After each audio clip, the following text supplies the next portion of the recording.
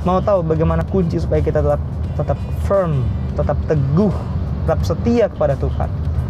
Jangan lihat manusia. Pendeta bisa gagal, bisa jatuh. Ketua jemaat bisa jatuh. Pemuka-pemuka agama bisa jatuh. Anggota-anggota biasa jemaat bisa jatuh. Petrus bisa jatuh. Sebagus-bagusnya kebenaran yang kita sampaikan, nggak akan bisa disangkal ya, karena kebenaran ini dari kitab suci, dari firman Tuhan.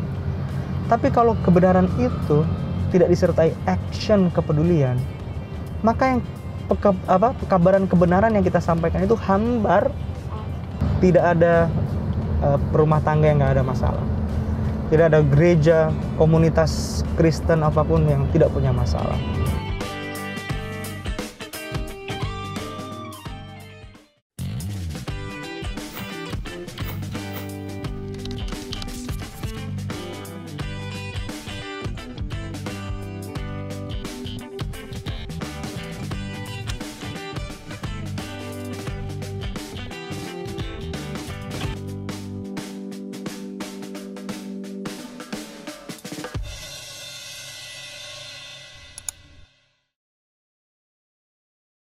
Hey guys, kita login lagi di Facebook What's on Your Mind.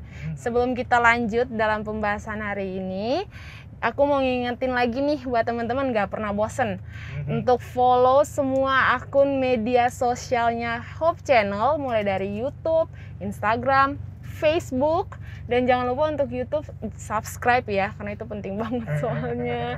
Dan yang lebih penting lagi, jangan lupa bagikan linknya untuk pembahasan tokoh Alkitab yang kita bahas ke teman-teman kalian yang lain, biar kita juga sama-sama belajar soal tokoh Alkitab yang paling menarik. Untuk itu siapkan Alkitab dan kita masuk dalam pembahasan hari ini. Bersama saya Floren, dan tidak sendiri tentunya, saya ditemani oleh Pendeta Dedi. Halo Pendeta. Halo Floren, sehat? Pendeta? Oh sehat. Sehat. Lancar keluarganya sehat semua. Puji Tuhan, aman. sehat-sehat Floren. Okay. Masih suasana pandemik ya. Oh, tapi iya, kita semua udah dipaksa untuk offline semua sekarang pelayanan. Bener. Di rumah juga offline. Betul sekali. Offline. Jadi ya kita harus tetap menjaga kondisi tubuh fit. Offline tapi tetap fit ya. Harus fit. Bener. Jadi jangan lupa teman-teman makannya sehat, rajin Istirahat yang olahraga, cukup. istirahat yang cukup. Bener banget tuh. Jangan galau-galau. Betul, itu lagi tuh. Oke. Itu lagi. Pendeta, hari ini kita akan bahas salah satu tokoh Betul. yang paling penting ya. Iya. Inti dari Alkitab nih Pendeta. Alkitab ini orang ya. bisa bilang nanti main aman nih tim Iya, Facebook gitu. nih karena bahasnya itu. Tapi ada yang menarik dari hal yang akan kita bahas kali ini tentang tokoh.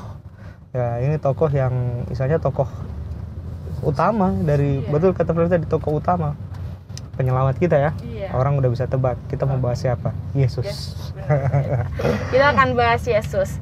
Nah, aku mau ngomong nih ke teman-teman semua. Coba kita posisikan diri kita untuk menjadi salah satu dari murid-murid yang duduk di perjamuan makan malam terakhir ya Pendeta. Oke, oh jadi gitu yang mau kita bahas ya? Iya, Oke, kita jamuan akan bahas makan malam terakhir. Okay. Tapi murid-murid tidak tahu kalau ini perjamuan terakhir. Oh iya benar. Kan? Mereka nggak tahu. Mereka nggak tahu. Nah, bisa kita bayangkan nggak sih kondisi murid-murid saat Yesus ngobrol? Kalau Pendeta ada di posisi murid-murid gimana?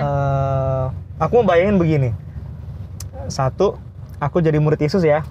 Yang kedua, kalau kan sekarang aku tahu bahwa ternyata jamuan makan malam itu adalah jamuan makan malam terakhir gitu.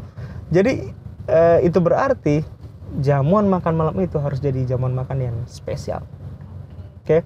Tapi sekarang situasinya adalah kalau memang kondisinya waktu itu aku nggak tahu bahwa itu adalah jamuan makan terakhir, aku sama Yesus dan teman-teman, gimana ya mau membayangkan ya? Tentu saja jamuan makan malam itu spesial karena bukan hanya karena Yesus makan bersama-sama, tapi karena itu adalah Paskah. Kita tahu kan? Iya, Paskah. Jadi pesta jamuan Paskah itu penting oleh karena aku ya kan sebagai murid-murid ya. Aku dan murid-murid Yesus serta Yesus, kami orang Yahudi sedang memperingati hal yang penting dalam sejarah kehidupan kami. Eksistensi kami. Karena bangsa kami, nenek moyang kami dituntun keluar oleh tangan kuat kuasa Allah yang ajaib dari perbudakan Mesir. Jadi itu adalah makan malam yang sangat spesial sama Yesus. Jadi makan dengan juru selamat, makan memperingati hal bagaimana juru selamat ini melakukan hal yang luar biasa kepadaku, keluargaku, dan bangsaku. Jadi kalau misalnya kita ambil posisi jadi murid-murid saat itu, kita mau ya pembahasan malam itu benar-benar luar biasa. Oh pasti, ya, pasti. Mungkin aja flashback kali ya, pelayanan dulu kali ya. Iya. Kayak flashback yang Tuhan meredakan angin ribut. Bisa jadi, gitu kan? Bisa jadi. Atau mungkin kayak terus, gimana terus rasanya terus jalan atas air terus. Kan Petrus jalan atas air itu kan? Atau tanya ke Andreas, lu dapat di mana sih itu anak yang bawa 5 roti 2 ikan? Kok bisa tuh?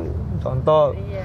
Atau ya banyak lah ya yang mereka lewati bersama-sama. Pelayanan mereka ya, jadi flashback ya. Nah, teman-teman, kita akan belajar dan mempelajari apa yang terjadi di malam perjamuan terakhir ini, pendeta, perjamuan malam. Kita akan banyak belajar hal yang menarik banget dan tentunya sangat bagus untuk kita pelajari dalam kisah ini yang tentunya ada di Yohanes 13 ya. Betul, Yohanes 13 dan Yohanes 14. Oke. Jangan kemana-mana, tetap di Facebook What's on Your Mind.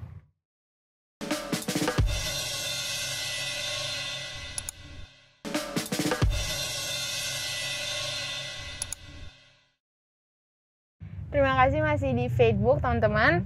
Jadi gimana rasanya ya, pendeta, kalau misalnya ini perjamuan makan malam yang harus menjadi sesuatu yang spesial, tapi ternyata Yesus ngomong, aku mau pergi. Oke. Gimana ya, pendeta? Florence perlu bantu dulu teman-teman untuk baca Yohanes 13 ayat 33. Yohanes 13 ayat 33. Ya, Yohanes 13 ayat 33. Hai anak-anakku, hanya seketika saja lagi aku ada bersama kamu. Kamu akan mencari aku, dan seperti yang telah kukatakan kepada orang-orang Yahudi, ke tempat aku pergi tidak mungkin kamu datang, demikian pula aku mengatakannya sekarang juga kepada kamu. Kita harus baca ayat ini pada konteks pemahaman murid-murid Yesus tentang kehidupan mereka yang diabdikan bagi Yesus. Oke? Ingat, mereka telah meninggalkan segala-galanya bagi Yesus. Oke? Simon ninggalin perahu dan jalannya karena itu pekerjaan utamanya. Matius meninggalkan buku-buku buku-buku akuntansi. Matius kan pemungut cukai kan ya. Untuk ikut sama Yesus. Bayangin, mereka pikir, guru, sekian lama kami ikut guru loh, gitu. Terus guru mau pergi meninggalkan kami. Guru, kami meninggalkan segala-galanya untukmu, guru. Pagi, siang, malam, kemana saja engkau pergi, kami taat dan turun kepadamu, guru. Terus yang menariknya lagi adalah, guru, sabar guru. Guru anggap kami ini apa? Guru berbicara kepada kami seperti guru berbicara dengan orang Yahudi. What?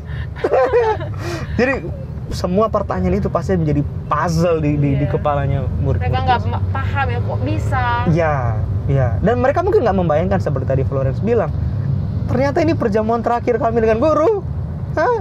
Dan memang benar, itu adalah makan malam mereka. Makan mereka terakhir dengan guru mereka. Karena selepas peristiwa itu, Yesus ditangkap. Ya? Dan akhirnya besoknya mereka menyaksikan juru selamat mereka, Yesus, tergantung di atas kayu salib. Nah, lagi asik ngobrolin ini, mereka lagi tegang, tiba-tiba Yesus mengubah topik pembicaraan ya, Florence. Boleh baca ayat yang selanjutnya, ayat 34, Florence. Yohanes 13 ayat 34. Ya. Aku memberikan perintah baru kepada kamu, yaitu supaya kamu saling mengasihi, sama seperti aku telah mengasihi kamu, demikian pula kamu harus saling mengasihi. Belum habis pertanyaan tadi dijawab ya. Masih dipikirin sama murid-murid Yesus. Tiba-tiba Yesus bilang begini, aku memberi perintah baru kepadamu. Yesus, guru, please dong guru, konsisten dengan pembicaraanmu gitu kan ya.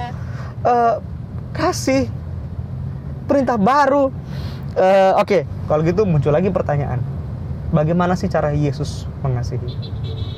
Pertanyaan ini semua penting untuk dijawab. Jadi mari kita coba untuk menjawab satu persatu semua pertanyaan-pertanyaan tersebut. Oke? Nah, untuk menjawab Florence dan teman-teman, kita perlu mundur dulu sedikit ke ayat yang ke-21. Boleh dibaca ayat Florence? 21. Tolong ya. Ayat 21. Oke, setelah Yesus berkata demikian, ia sangat terharu lalu bersaksi, aku berkata kepadamu, sesungguhnya seorang di antara kamu akan menyerahkan aku. aku baru tahu ternyata Yesus juga bisa terharu ya.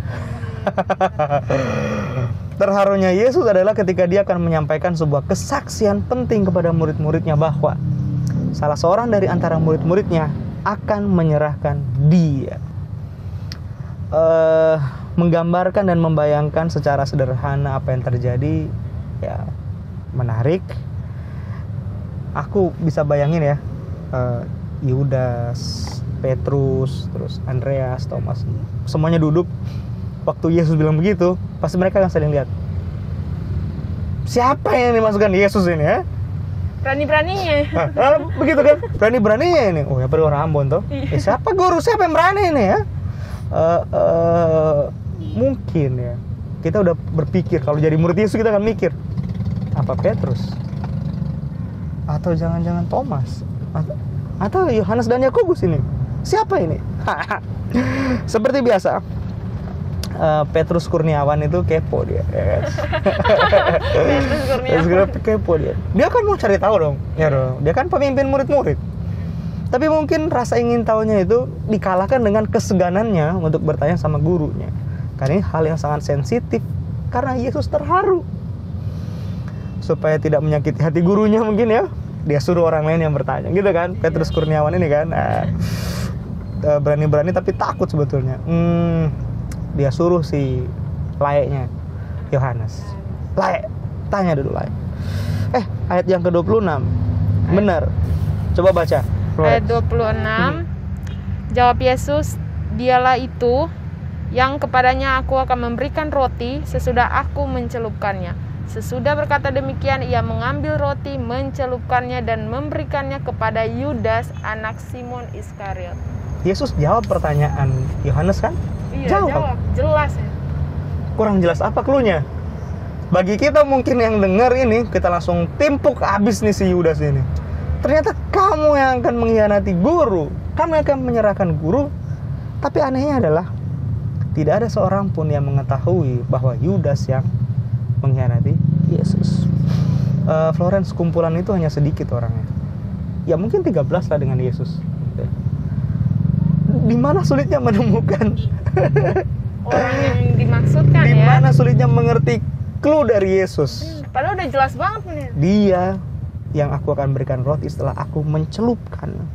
Tapi mungkin karena Yesus bilang sama Yudas setelah Yesus berikan roti itu, pergi perbuatlah apa yang hendak kau perbuat. Murid-murid Yesus mikir, oh mungkin guru mau Yudas beli batagor kali ya, atau beli martabak sebagai pelengkap hidangan jamuan makan malam itu. Karena jadi, dia bendahara ya. Dia bendahara gitu. Jadi bukan dia. Jadi murid-murid Yesus semakin tidak mengerti apa maksudnya. Oke? Suka nonton food blogger gak? Suka sih. Apalagi nonton food blogger di saat makanan di kos mungkin hanya ada nasi sama Indomie kali ya. Iya. Lebih nikmat. Lebih nikmat. Coba deh teman-teman, rasakan sensasi makan ditemani sama food blogger. Rasanya enak banget. Aku sama istri suka sekali nonton food blogger di sela-sela di mana kalau kami makan. Habis itu udah gitu. Jadi makan memang rasa nikmat banget walaupun yang ada hanya nasi, kangkung rebus sama ikan asin sama sambal gitu ya. Enak banget. Kami suka nonton salah satu food blogger yang dia mereview makanan-makanan Timur Tengah. Oke. Nah, yang menarik adalah ketika dia mereview makanan-makanan Timur Tengah ini, dia bukan orang Timur Tengah. Dia orang Asia, maksudnya orang Korea. Jadi sangat bertolak belakang sebetulnya budayanya dengan budaya orang-orang yang direview makanan, terutama budaya Timur Tengah. Terus kami coba perhatikan apa yang terjadi ketika mereka diundang sama salah satu orang mungkin ya, yang punya hajatan atau di rumah mereka diundang, terus mereka disajikan hidangan oleh tuan rumah. Tahu nggak apa yang menarik? Ketika mereka datang disambut sama tuan rumah, mereka dihidangkan oleh tuan rumah hidangan yang akan mereka makan, biasanya roti ya kan, Timur Tengah, Palestina, sekitarnya tuh roti gitu ya. Terus ada sup-supan, ada hidangan pelengkap lainnya. Itu ternyata yang menarik adalah tuan rumah nggak akan biarin kita sendiri, tapi tuan rumah akan memulai dulu. Dia akan pecahin rotinya, kemudian dia serve kepada tamu. Berbeda dengan budaya lain ya. Kalau budaya-budaya lain, Eropa, Amerika dan sebagainya, ketika hidangan disajikan, ya udah serve sendiri lu, makan aja udah. Orang gua udah hidangin. Kayak gitu. Tapi budaya ini berbeda. Ternyata tau nggak? Budaya orang Yahudi juga sama seperti budaya ya Palestina, budaya Timur Tengah seperti itu. Ketika seseorang mengundang Florence, dihidangkan, maka tuan rumah lebih dulu akan memecahkan roti dan memberikan kepada Florence. Nah, oke. Kalau begitu, kita bisa mengerti ya bahwa pemilik pesta akan memberikan penghormatan lebih dahulu kepada tamu itu dengan cara menyajikan lebih dahulu kepada orang tersebut. Dalam arti ya, orang pemilik pesta atau tuan rumah akan memberikan pernyataan secara tidak langsung bahwa Florence, kamu adalah tamu istimewaku di rumah ini. Oh, you are my special guest.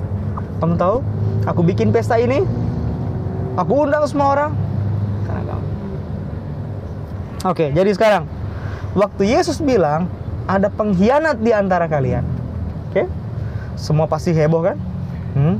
Tapi mari kita lihat bagaimana cara Yesus melihat pengkhianat itu dibandingkan dengan cara saya kalau melihat pengkhianat itu. Bagaimana cara Yesus melihat?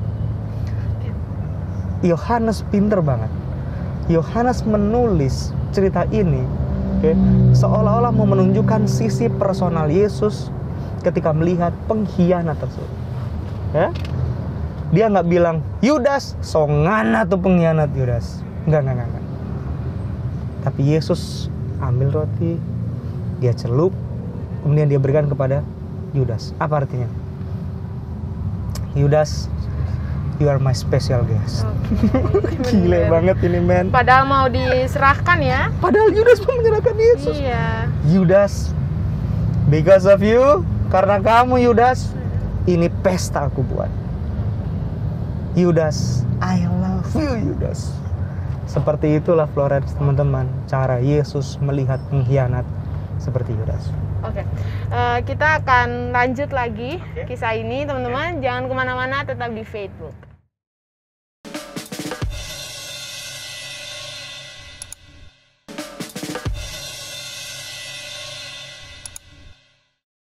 Thank you guys, masih bersama dengan kami di Facebook. Pendeta di ayat 34, di situ Yesus berbicara mengenai kasih dan kepedulian. Betul sekali. Dan tidak bertele-tele. Betul. Ini merupakan perintah baru ya, pendeta. Betul. Bagaimana caranya kita menjadi seperti Yesus dalam mengasihi orang lain, pendeta? Susah banget nih kalau soal ini. Florence, kita tahu lah pasti banyak adalah orang-orang yang nggak senang sama kita kan. Karena sepertinya di dunia ini ya, hal-hal seperti ini kita akan temui. Orang julid sama kita, orang-orang dengki sama kita, iri sama kita, orang serang kita, bahkan orang berusaha untuk menjatuhkan kita oleh karena banyak hal, keberhasilan kita mungkin, ya, apa sajalah banyak hal. Tapi apa yang Yesus lakukan, benerlah Yesus bilang ini perintah yang baru. Karena mungkin perintah yang lama adalah kalau ada orang yang nggak senang sama kita, mari kita sikat mereka bisa-bisanya. Tapi Yesus memberikan sebuah perintah yang baru. Ketika ada orang yang mengkhianati aku, kamu lihat ya. Ketika ada orang yang mengkhianati kamu lihat ya bagaimana cara aku memperlakukan mereka. Kamu harus lakukan. Undang mereka, kasih mereka makan, serve, kasih hidangan yang terbaik, layani mereka seperti aku melayani Yudas. Wow, Florence, mungkin kita bisa lakukan ini. Tapi kita kasih racun mungkin di makanan itu. Jadi waktu orang itu makan habis lah kalau habis. Jadi undangan penuh kemunafikan ya. Iya, tapi kan begitu biasanya kan. Iya. Kalau kita mau undang seseorang karena ada maksud yang kita mau sampaikan, malahan maksud itu malah untuk keuntungan kita dan banyak mungkin undangan jamuan makan dilakukan untuk maksud-maksud jelek, buruk, nepotisme dan lain sebagainya. Tapi Yesus memberikan sebuah teladan. Ya, mungkin ini baru bagi mereka. Mungkin ini juga baru bagi kita karena ini hal yang nggak normal. Bagaimana mungkin orang yang mengkhianati kita, yang benci sama kita nyata-nyata, orang yang nggak senang sama kita, justru kita perlakukan mereka dengan istimewa. Ini hal yang sangat sulit. Jadi teman-teman mau melakukan apa yang Yesus lakukan? Buka rumah kita, undang mereka yang kita pikir nggak layak untuk diundang, serve mereka, jamu mereka seperti Yesus menjamu Yudas. Maka mereka akan terbuka matanya. Seperti itulah kasih Kristus dalam kehidupan mereka. Oke.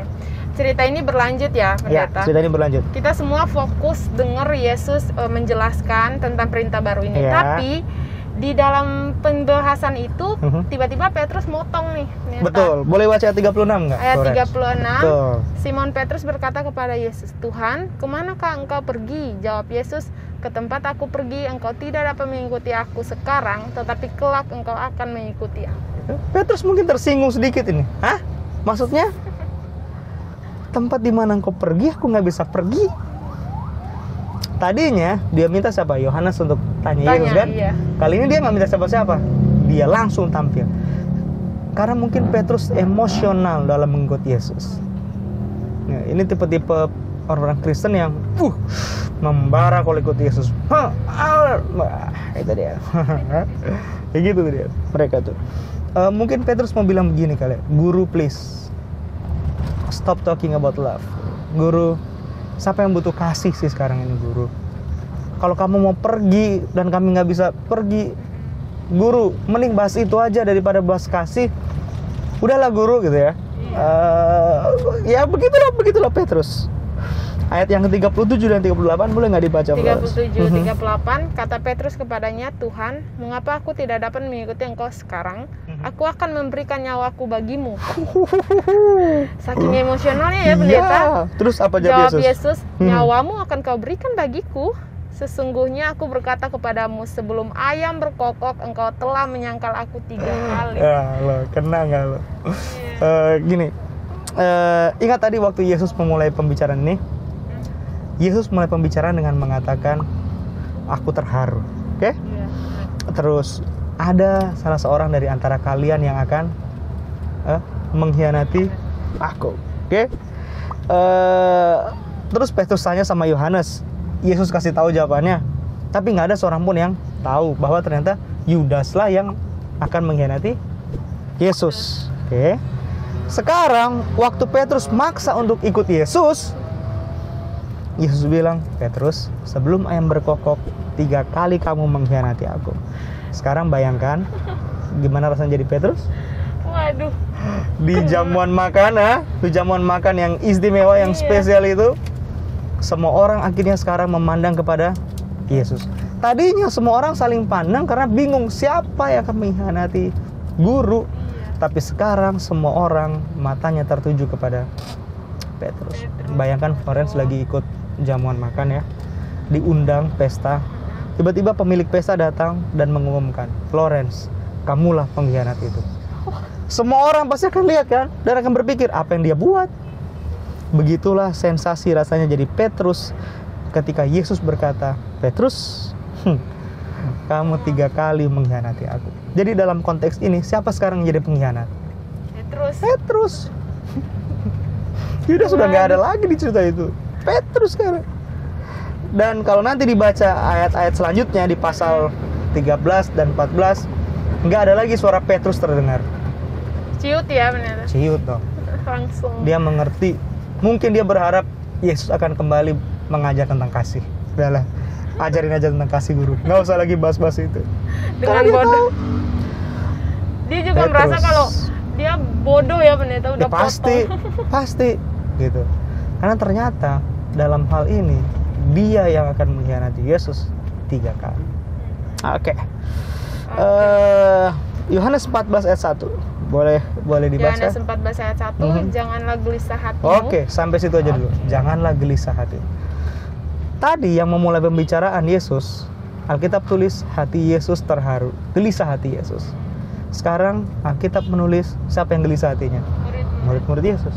Kenapa? Karena mereka tahu sekarang siapa yang akan mengkhianati Yesus. Ya iyalah, siapa yang pikir Petrus yang akan mengkhianati Yesus 3 kali? Wah, luar biasa. Pemimpin kami, si Petrus yang akan mengkhianati kami. Wah, gak percaya. makanya hati mereka jadi gelisah. Yesus bukanlah kebetulan ya mengatakan janganlah gelisah, karena ya sudah pasti semua orang akan gelisah. Siapa yang akan menyangka tiba-tiba saya pendeta di jemaat yang akan menjadi pengkhianat di jemaat?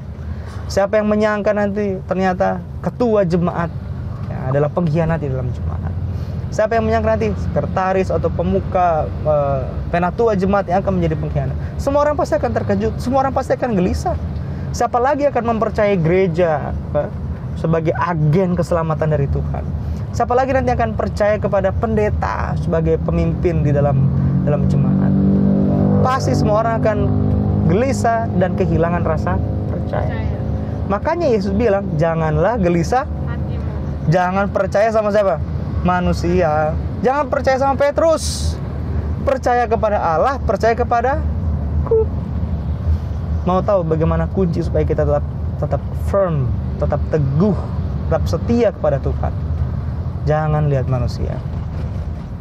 Pendeta bisa gagal, bisa jatuh. Ketua jemaat bisa jatuh.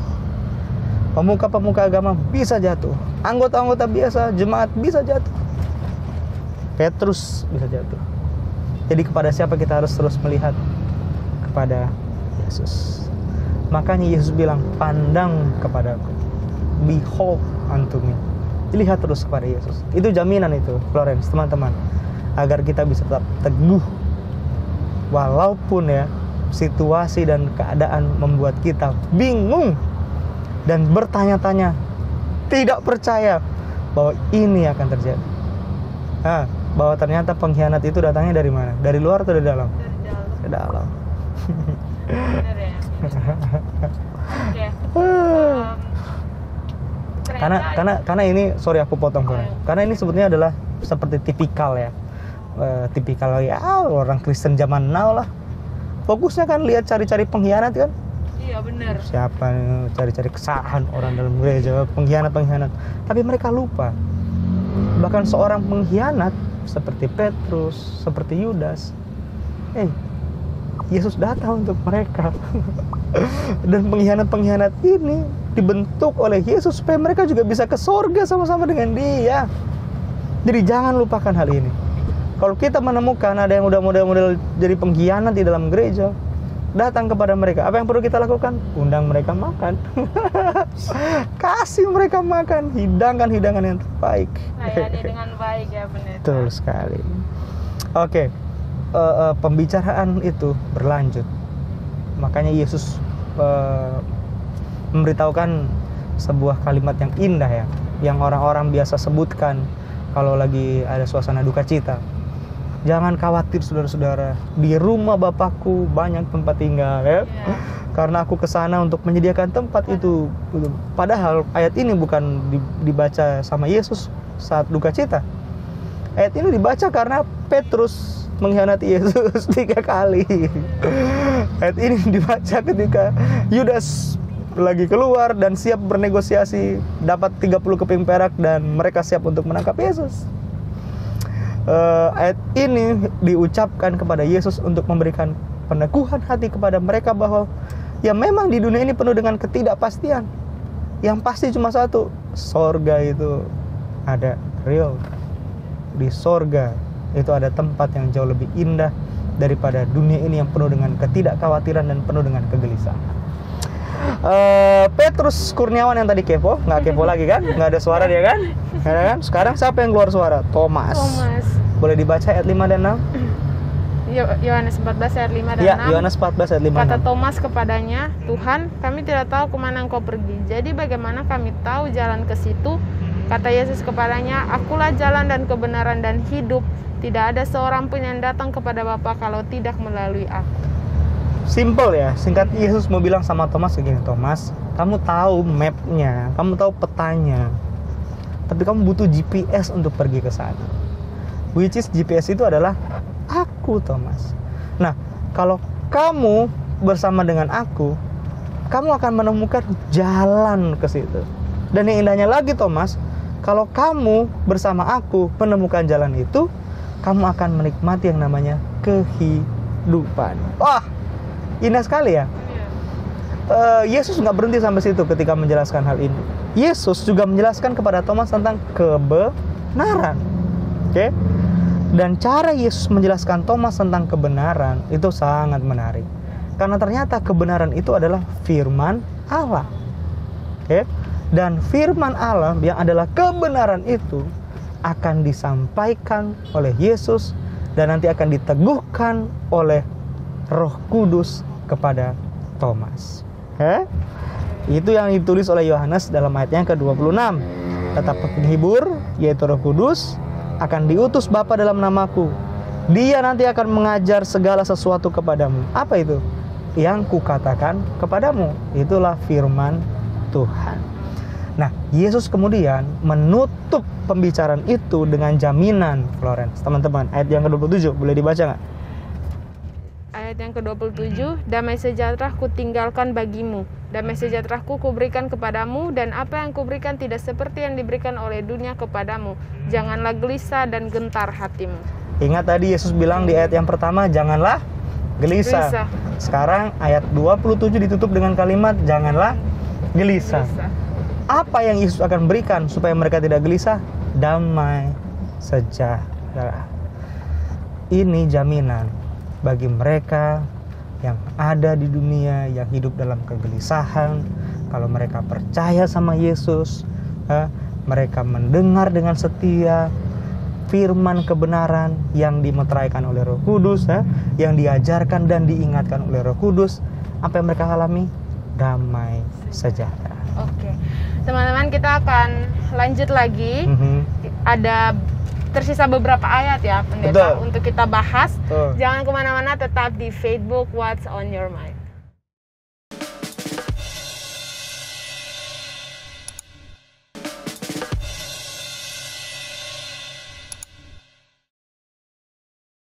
Balik lagi di Facebook, Pendeta. Tadi kita udah bahas 2 pasal ini ya dalam Yohanes 13:14.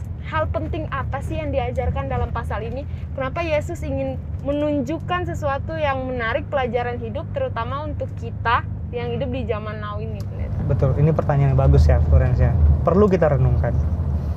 Selain murid-murid Yesus juga ya yang merenungkan pelajaran penting ini, kita juga perlu merenungkan pelajaran ini. Kita sebagai orang Kristen secara pribadi, keluarga, lebih besar lagi komunitas kita, gereja kita, ini perlu kita pelajari bersama-sama. Bahwa kegelisahan, konflik, itu pasti kita alami ya. Tapi Yesus memberikan sebuah petunjuk kepada kita bahwa hal tersebut seharusnya tidak boleh menghalangi kita untuk tetap bersatu sebagai murid-murid Yesus. Oke? Dan hal tersebut mungkin saja menggelisahkan hati kita dan sedikit mengguncang iman kita seperti iman-iman murid-murid Yesus yang terguncang ya. Tapi Yesus minta kita untuk tetap percaya kepadanya. Itu satu.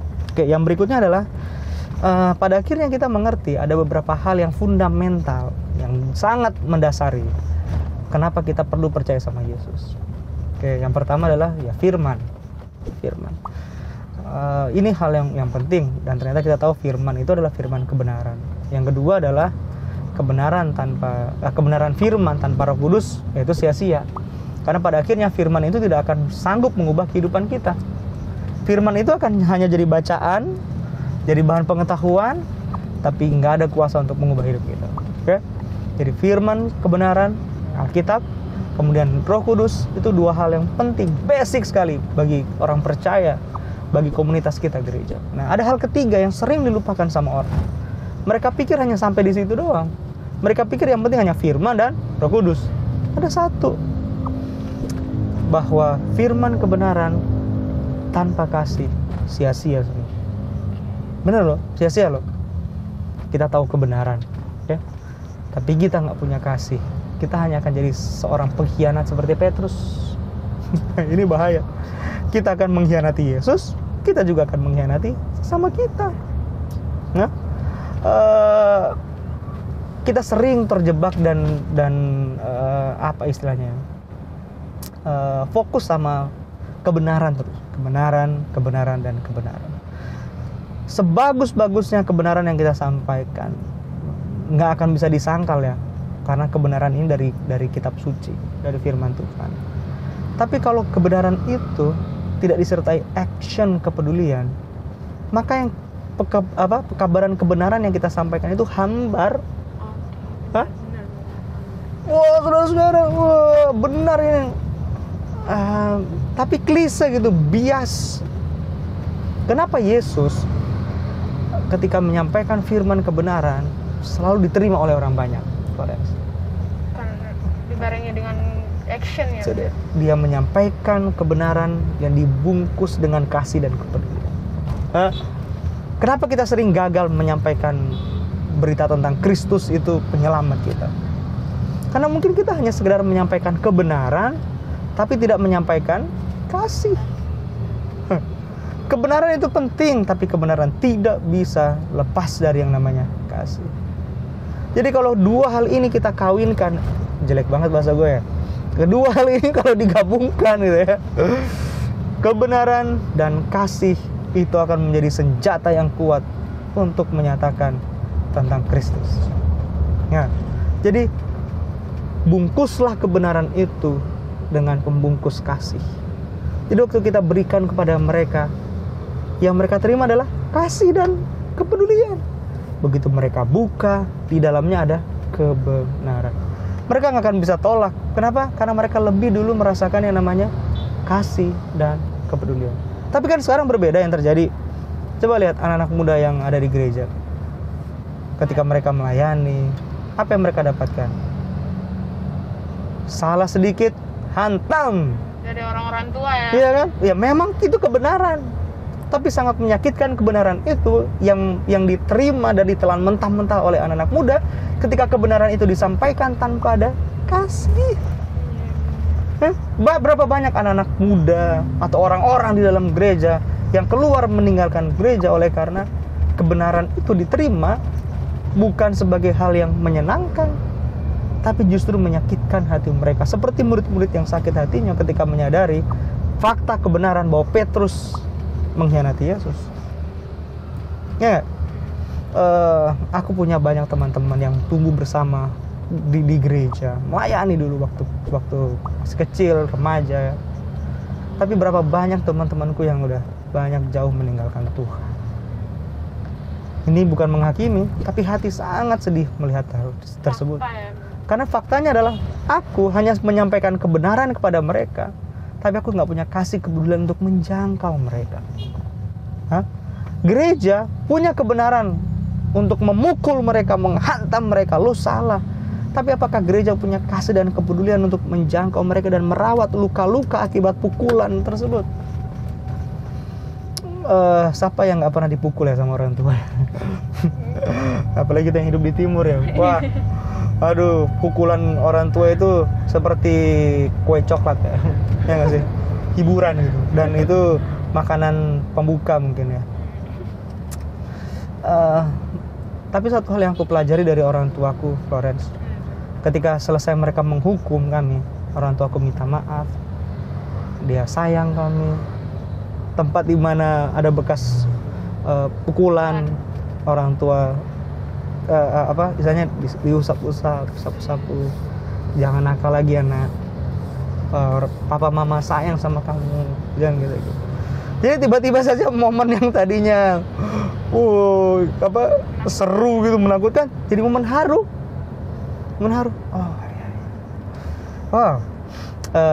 Ada sebuah survei dari Seventh-day Adventist Church tentang kenapa banyak orang-orang muda meninggalkan gereja.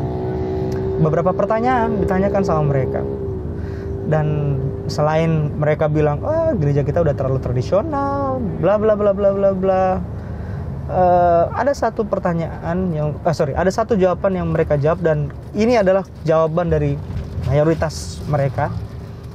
Disimpulkan bahwa kenapa mereka meninggalkan gereja? Karena mereka gak diterima di dalam gereja. Ketika mereka melakukan kesalahan, yang terjadi adalah yang diingat kesalahan-kesalahan mereka. Ini bukan Florence sendiri. Ini kan kamu anaknya itu ya? Wih, yang waktu itu salah baca ayat kan? Diingatkan lagi ya pendeta? Bahkan mungkin udah 20 tahun yang lalu. Iya. Kamu kan yang waktu itu salah nyanyi kan? Lagu Sion nomor 21 kamu baca, kamu nyanyi lagu Sion nomor 1, ayo ya kan? sedih hati rasanya. Iya. Sedih sekali, sedih. Tapi ada satu hal, fakta yang tidak bisa mereka sangkal, bahwa mereka tidak meninggalkan gereja karena gereja nggak ada kebenaran. No, mereka tahu gereja ini punya kebenaran, tapi satu yang nggak gereja punya, love, kasih dan kepedulian. Gimana Florence? Jadi kayak kalau di kebanyakan orang muda kalau sekali dibentak atau dikritik habis-habisan itu langsung ngomong, langsung kita sama teman-teman langsung ngomong, oh, udah nggak mau melayani lagi dikritik mulu, kan kayak gitu kan. Akhirnya karena mungkin orang tua di gereja tuh mereka cuma mau keras, mereka tahu itu baik, tapi mereka nggak kemas dengan yang kasih itu pendeta gitu loh. Jadi anak-anak muda langsung ciut semua. Jadi kita nggak bisa salahkan orang tua. Iya. Kita juga tidak bisa menyalahkan anak muda. Kita semua punya peranan terhadap mereka yang meninggalkan gereja. Artinya kita berperan loh. Boleh jadi mungkin kita yang menyebabkan mereka keluar. Boleh jadi iya benar. Jadi orang-orang tua dalam gereja harus dewasa bertumbuh di dalam kasih dan kebenaran. Anak-anak muda di dalam gereja harus bertumbuh di dalam iman dan percaya. Seperti murid-murid Yesus kan. Ketika terguncang imannya, menyadari ada hal yang kurang berkenan di dalam kumpulan komunitas mereka, Yesus bilang sama anak-anak muda, jangan gelisah hatimu, percaya kepada Yesus. Mau percaya sama Petrus Kurniawan, pendeta yang gak benar itu? Hai, jatuh kamu nanti. Sementara di sisi yang lain, para orang tua belajar tentang ini, kebenaran dan kasih. Wah, ini pelajaran yang perlu kita pelajari seumur hidup kita, seumur hidup kita. Karena tidak ada rumah tangga yang nggak ada masalah, tidak ada gereja, komunitas Kristen apapun yang tidak punya masalah. Nah, semua kita punya masalah. Tapi ketika semua orang dalam komunitas, keluarga, gereja, mereka memandang kepada Kristus, tetap percaya kepada Yesus, walaupun masalah terus datang silih berganti, maka yang jadi adalah seperti yang Yesus lakukan tadi. Masing-masing mulai mengundang yang lain untuk makan bersama. Pendeta, boleh datang ke rumah untuk makan bersama? Oh, saya sekarang udah mulai hati-hati kalau dapat undangan. Jangan-jangan saya sebetulnya ada salah nih. Sama seperti Yudas kan? Iya, benar. Jangan saya punya salah ini. Jadi hati-hati ya pendeta untuk orang Kristen. Jangan sampai dibilang, jangan sampai kita termasuk dalam orang-orang yang kayak istilahnya kayak Christian forgot God gitu loh. Oh, iya. Iya kan, kayak namanya Kristen aja gitu. Tapi nggak menjadi pengikut Kristus yang benar banget nih pendeta gitu ya. Betul sekali. Kayak mereka kayak mereka cuma tahu oh saya Kristen, tapi ternyata kasih itu nggak ada ya pendeta, kasih redup. Ini lagi yang menarik nih, yang sangat menarik adalah, tahu nggak kebiasaan dari gereja Kristen yang mula-mula. Di Kisah Para Rasul pasal yang kedua, Kisah Para Rasul pasal yang keempat mencatat hobinya mereka, hobinya jemaat Kristen yang mula-mula. Hobinya sederhana ternyata. Mereka bersekutu di dalam doa, mereka kemudian memecah-mecahkan roti, kemudian berdoa bersama. Ingat kalimat ini, memecah-mecahkan roti. Apa artinya? Makan. Ini kan seperti spirit kita. Di mana ada 1-2 orang timur berkumpul, di situ ada makan-makan. Di mana ada orang Kristen berkumpul, di situ ada makan-makan. Untuk apa? Tadi menunjukkan kasih dan kepedulian. Seperti yang Yesus lakukan. Mungkin ada gesekan mereka, ada sikut-sikutan, tapi begitu sudah di meja makan, yang sikut-sikutan jadi peluk-pelukan. Diperbarui ya iya hubungannya dong. ternyata. Iya dong. Yang tendang-tendangan jadi gendong-gendongan. Di situ sebetulnya. Jadi kenapa gereja yang mula-mula disebut gereja yang sehati dan sejiwa, saling memperhatikan, peduli? Karena mereka suka makan bersama. Gesekan-gesekan hilang. Coba lihat yang marah-marahan begitu potluck bersama di gereja, ketawa-ketawa. Iya. Lupa mereka begitu udah makan berenebon kan? Lupa mereka udah makan. Jadi Yesus, lihatlah bagaimana cara Yesus memandang pengkhianat seperti Yudas. Celup, ya kasih hidangan yang terbaik. Jadi sekarang kita siap menerima banyak undangan kan? Jadi di gereja nanti akan diganti mungkin namanya gereja fellowship ini, gereja fellowship ini, karena kerjanya makan-makan. Iya dong. Karena di dalam makan-makan itu ya ada pembahasan firman dong, ya kan? Ada hanya makan-makan betul, ada kebenaran yang dibahas dan ada kasih kepedulian yang ditunjukkan. Wah, indah sekali gambaran kumpulan orang Kristen seperti ini. Ya nggak, Floren? Iya, benar banget, indah banget Pendeta. Oke, teman-teman, kita udah belajar banyak hal tentang Yesus. Jadikan Yesus itu panutan kita ya, Pendeta. Ya, betul sekali. Apa yang dilakukan Yesus, kita juga wajib melakukannya. Pendeta, boleh dengan kesimpulan untuk pembahasan yang hari ini? Biasa. Floren dulu dong. Oke, aduh Floren. Kalau untuk Floren sih, pembahasan hari ini menarik banget karena bahas langsung dari panutan kita, Yesus. Gimana kita harus menjadi pribadi yang menyerahkan diri seutuhnya dan setiap hari kepada Yesus. Karena susah banget untuk menghilangkan sifat-sifat manusia yang tadi tidak saling mengasihi. Betul. Kalau orang benci sama kita, kita juga benci balik. Gimana kita harus benar-benar menerima Yesus dulu dalam kehidupan kita supaya kita belajar untuk mengasihi orang lain, dan kedepannya kalau Yesus sudah tinggal dalam kita, kita pun akan mengasihi orang lain yang mungkin saja membenci kita, supaya itu juga jadi bara api di atas kepala orang itu ya, Pendeta. Betul. Udah jahat sama kita tapi kita tetap baik. Amin. Gitu ya, suara Pendeta. Aku ngerinya nih sama si Petrus tadi ya. Petrus Kurniawan ini bandel banget dia. Dia pikir kesungguh-sungguhannya untuk ikut Yesus, ya. Spiritnya untuk melayani Yesus, so paling betul dia. Dan dia pikir dengan spirit dan semangat tersebut dia layak untuk terus bersama dengan Yesus. Dan dia pikir bukan dia pengkhianat itu, karena saya mengikut Yesus. Jangan sampai nanti saya punya spirit yang sama kayak Petrus nih, Florence. Dengan spirit yang saya miliki dengan ini semua, wah, saya pikir saya layak untuk itu. Ternyata saya lah pengkhianat itu. Pernah mikir gak sih duduk di situasi tersebut gitu, kayak, oh Tuhan, ternyata selama ini saya pikir dia, ternyata saya ya. Oke. Saya perlu rendah hati untuk refleksi supaya jangan saya yang jadi pengkhianat. Yang berikutnya adalah seperti tadi Florence bilang, kita perlu membuka, bukan cuma pintu hati yang kita buka lebar-lebar, pintu rumah juga perlu kita buka lebar-lebar. Ya tentu disemprot-semprot dulu yang mau masuk ke rumah. Kita sediakan hidangan yang terbaik. Kita perlu menjadi keluarga yang keluarga fellowship ya. Gereja kita perlu jadi gereja yang punya fellowship yang kuat, di mana kita boleh menyambut mereka, orang-orang yang mungkin di mata dunia Yudas, tapi kita bisa sambut Yudas ini dengan hidangan terbaik yang kita miliki, sehingga nggak akan ada lagi Yudas dalam gereja yang keluar. Cukup Yudas Iskariot yang keluar. Yudas yang lain jangan sampai keluar. Harus skip ini. Oke, kita bisa berdoa. Mari kita berdoa.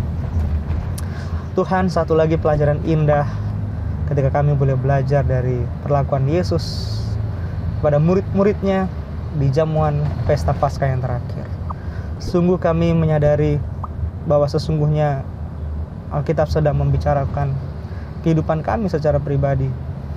Kami yang jauh dari sempurna, kami sesungguhnya yang sering mengkhianati hati Yesus, melukai hati Yesus, bahkan membuat orang di dalam kumpulan kami keluar dan terserak. Tuhan, ampuni kami apabila kami selama ini menyangkalmu, mengkhianatimu, melukai hati orang-orang yang sesungguhnya rindu untuk datang kepadamu. Jadikan kami murid-murid-Mu yang sejati, yang dapat merefleksikan karakter-Mu yang indah dan penuh dengan belas kasihan itu. Kami bukan hanya sekedar orang Kristen yang punya kebenaran, mempelajari kebenaran, menghidupkan kebenaran, tapi kami punya orang Kristen yang memiliki kasih dan kepedulian. Orang Kristen yang membungkus kebenaran dengan kasih dan kepedulian, sehingga setiap orang yang bertemu dengan kami, mingle dengan kami, fellowship bersama dengan kami, boleh merasakan pesan dan makna seperti Yesus telah melakukannya kepada Yudas. Tuhan, kami percaya dengan kuat kuasa Roh Kudus kami akan mengalami pengalaman yang istimewa ini. Berkati semua teman-teman Facebook yang selalu join setia dalam setiap episode yang telah ditayangkan. Berkati agar mereka diberkati oleh Tuhan dalam setiap aspek kehidupan mereka, dengan kesehatan, berkat kekuatan, berkat rezeki, terutama hikmat dari sorga untuk menimbang segala perkara yang benar di hadapan Tuhan. Jadikan teman-teman orang muda Facebook, orang-orang muda yang berintegritas, dan orang-orang muda yang berbeda, yang menjadi pembanding dunia, bahwa inilah yang dunia butuhkan, anak-anak muda Kristen yang sejati. Yang sakit Tuhan berikan mereka pemulihan, berikan kesehatan. Yang lemah iman, Tuhan akan berikan kekuatan iman. Yang berduka cita berikan penghiburan. Pertemukan kami kembali di waktu yang indah, di episode selanjutnya ketika kami akan mempelajari tokoh Alkitab yang lainnya, pesan kebenaran firman Tuhan yang akan mengubahkan kehidupan kami. Mohon ampun atas semua salah dosa kami, dalam nama Tuhan Yesus kami persembahkan doa ini. Amin. Amin. Terima kasih banyak Pendeta Thank Dedi you, untuk thank waktunya. you, Florence. Terima kasih juga untuk teman-teman yang telah bergabung bersama Yes. dengan Florence dan Pendeta Dedi untuk Betul. pembahasan tokoh Alkitab Yesus ya, yang paling penting. Mhm. Jangan lupa untuk follow semua akun sosial media dari Hope Channel, YouTube, Instagram, Facebook. Dan jangan lupa juga untuk membagikan pekabaran lewat tokoh-tokoh Alkitab kepada orang lain, agar kami juga berharap bukan hanya kehidupan kami yang diubahkan, tapi kehidupan dari teman-teman semua juga diubahkan. Sampai jumpa di episode Facebook berikutnya. Tuhan memberkati.